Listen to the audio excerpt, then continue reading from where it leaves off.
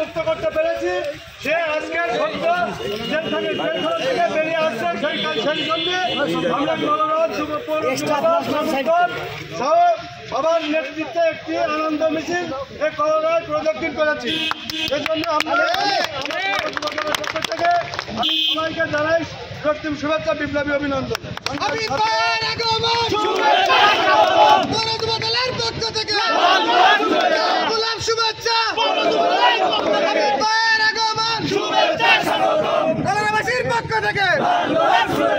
আপনাদের সামনে সংক্ষিপ্ত বক্তব্য দিচ্ছেন পৌর যুব দলের যুগ্ম আহ্বায়ক মোহাম্মদ রুহুল কুদ্দুস। বিসমিল্লাহির রহমানির রহিম।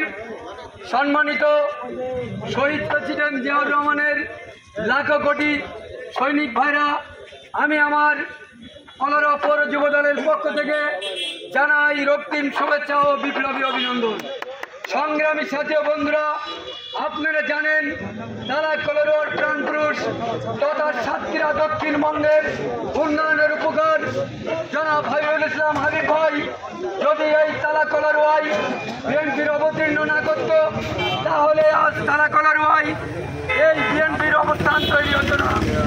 আপনারা জানেন কিছুক্ষণ আগে আমরা সংবাদ পেলাম আমাদের জননন্দিত জননেতা জনাব হাবিবুল ইসলাম হাবিব ভাই মুক্তি পেয়েছেন। আমরা তারই ধারাবাহিকতায় কলরা পৌর যুব দল এবং শ্রমিক দল সহ আমাদের বিভিন্ন অঙ্গ সংগঠনের নেতৃবৃন্দ আমরা একটি পদযাত্রা এবং আনন্দ মিছিল করেছি।